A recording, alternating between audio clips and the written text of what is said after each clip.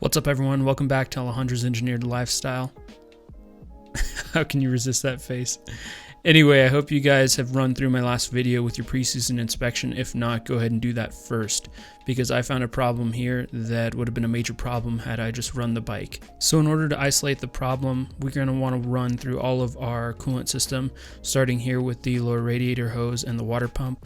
Neither of the interfaces nor the hose appears to be leaking, so moving on, we're going to take a look at the upper radiator hose. It's not leaking at this interface, although if you really follow it back down, you see some drips here. It commonly drips on the exhaust system as well, which gives you smoke when you start up. So then looking up from where the drip is originating from, you see the coolant flange here on the top of the block, as well as the termination of the upper radiator hose into that flange.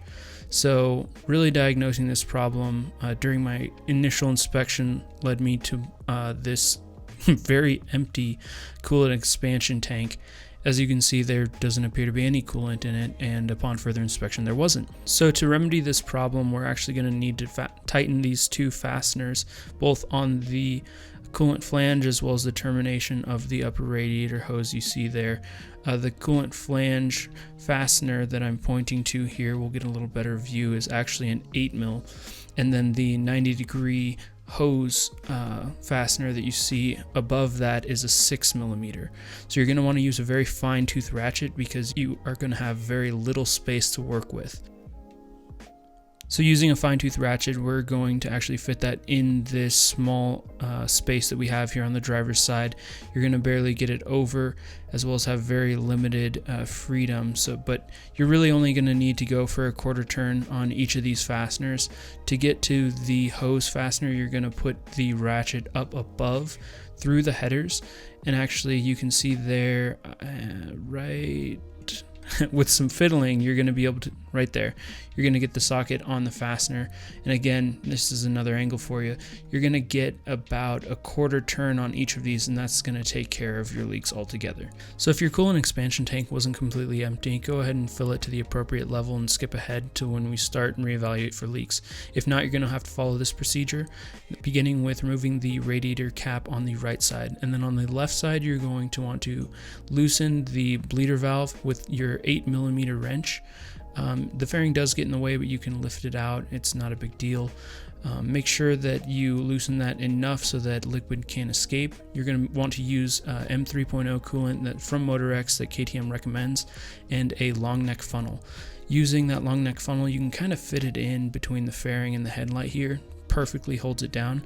You're going to want to then get the bike even and add that coolant, and then watch for that coolant escape from the bleeder valve there. And once it does, you're going to want to immediately reach over and tighten that down in order to eliminate air from the system. So you can really tighten it down here so that no air gets back in, and then finish it off here in a minute.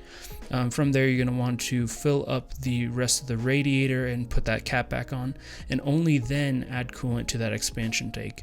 So be very careful adding coolant to that expansion tank, because it is a pain to remove, even if you do have a vacuum pump. So after this, we're going to want to start the bike up, let it warm up completely. KTM recommends to the 5th coolant heat level. I could only get to the 4th, so after that I was able to then evaluate for any leaks, and I had eliminated mine completely. So after a couple days and one ride, I can confirm that the leak is completely gone.